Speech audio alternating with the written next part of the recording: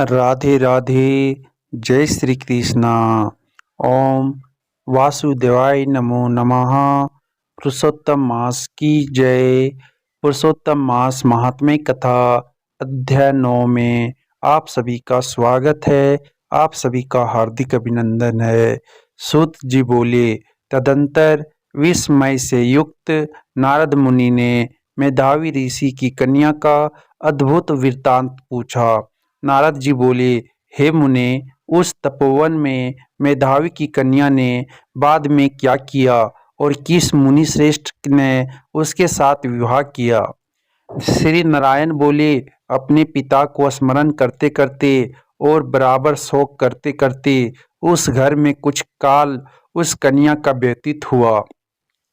उत से भ्रष्ट हुई हरिणी की तरह घबराई शून्य घर में रहने वाली दुख रूप अग्नि से उठी हुई भाप द्वारा बहते हुए अश्रु नेत्र वाली जलते हुए हृदय कमल वाली दुख से प्रतिक्षण गर्म श्वास लेने वाली अति दीना घिरी हुई सर्पिनी की तरह अपने घर में सन रुद्ध अपने दुख को सोचती और दुख से मुक्त होने के उपाय को न देखती हुई उस कृशोदरी को उसके शुभ भविष्य की प्रेरणा से संतावना देने के लिए उस वन में अपनी इच्छा से ही प्रक्रोधी जिनको देखने से ही इंद्र भयभीत होते हैं।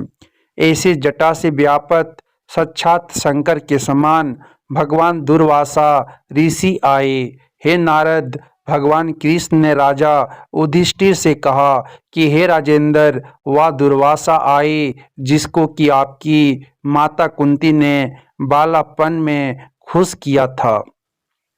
तब उन सुपूजित महर्षि ने देवताओं को आकर्षण करने वाली विद्या उन्हें दी। और हे भूपाल, जिन्होंने सब देवताओं से नमस्कार किए जाने वाले मुझको भी रुक्मणी के साथ रथ में बैलों की जगह जोता।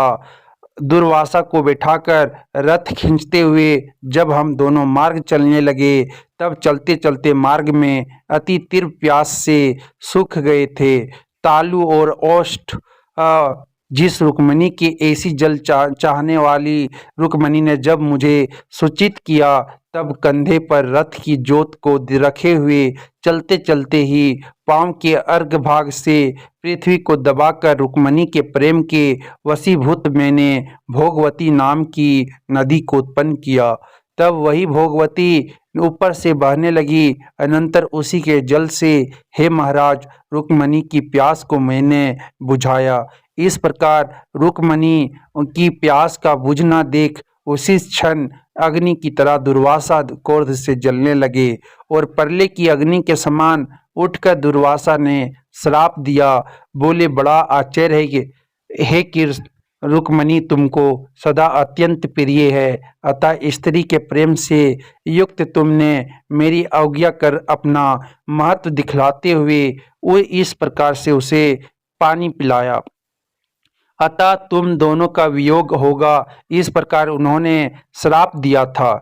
हे युधिष्ठिर, वही या दुर्वासा मुनि है, साक्षात रुद्र के अंश से उत्पन्न दूसरे काल रुद्र की तरह महर्षि अत्रि के युग और तप रूप कल्प वृक्ष के दिव्य फल, पतिव्रताओं के सिर के रतन, अनुसूया भगवती के गर्भ से उत्पन्न अत्यंत मेधा युक्त दुर्वासा नाम के ऋषि, अनेक तीर्थों के जल से भींगी हुई जटा से भूषित सिर वाले साक्षात तपोमूर्ति दुर्वासा ऋषि को आते देखकर कन्या ने शोक सागर से निकलकर धैर्य से मुनि के चरणों में प्रार्थना की।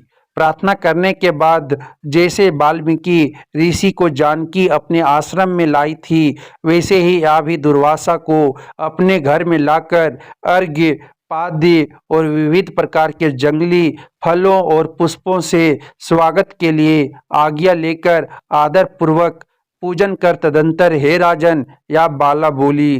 कन्या बोली, हे महाभाग, हे अत्रि कुल के सूर्य, आपको प्रणाम है।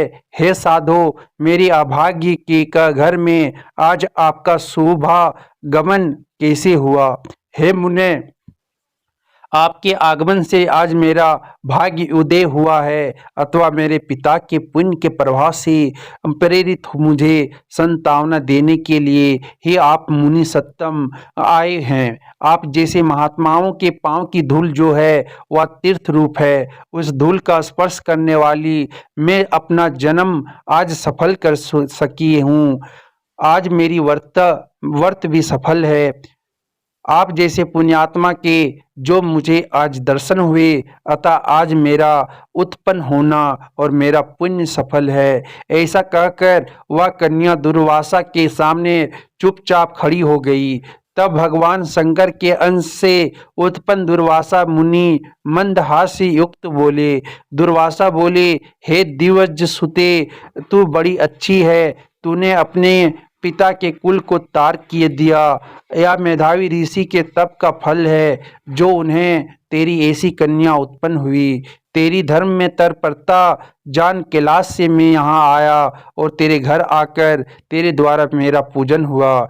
हे वरारोहे, मैं शीघ्र ही बद्री का श्रम में मुनीश्वर सनातन नारायण देव के दर्शन के लिए जाऊंगा, जो प्राणियों के हित के लिए अत्यंत योग्य तप कर रहे हैं। कन्या बोली, हे ऋषि, आपके दर्शन से ही मेरा शोक समुद्र सूख गया। अब इसके बाद मेरा भविष्य उज्ज्वल है, क्योंकि आपने मुझे संतावना दी। हे मुने, मेरी उस पर दुर्भूत बड़ी भारी ज्वाला युक्त दुख रूप अग्नि को क्या आप नहीं जानते हैं? हे दया सिंधु, हे शंकर, उस दुख अग्नि को शांत कीजिए। मेरे विचार से हर्ष का कारण मुझे कुछ भी दिखलाई नहीं देता। ना मुझे माता है, ना पिता, ना तो भाई है जो धैर्य प्रदान करता। अतः दुख समुद्र से पीड़ित मैं कैसे जीवित रह सकती हूँ? जिस जिस दिशा में मैं देखती हूँ वह दिशा मुझे शून्य ही प्रतीत होती है। इसलिए हे तपोनिधे, मेरे दुख का निस्तार आप शीघ्र करें। मेरे साथ विवाह करने के लिए कोई भी नहीं तैयार होता है। इस समय मेरा विवाह ना हुआ तो मैं फिर विरसली सुरदा हो जाऊंगी। या मुझे बड़ा भय है। इसी भय से ना मुझे निंद्रा आती है और ना भोजन में मेरी रुचि होती है।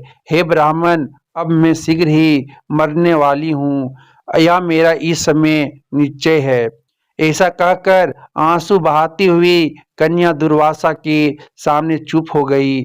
तब दुर्वासा कन्या का दुख दूर करने का उपाय सोचने लगे। श्री नारायण बोले, इस प्रकार मुनि कन्या के वचन सुनकर और इसका अभिप्राय समझकर बड़े क्रोधी मुनिराज दुर्वासा ने उस कन्या का कुछ हित विचार पूर्ण कृपा से उसे देखकर सारभूत उपाय बतलाया। इति श्री वृद्ध नारदीय पुरुषोत्तम मास महात्म्ये नवम अध्याय समाप्तम। हरि शरणम।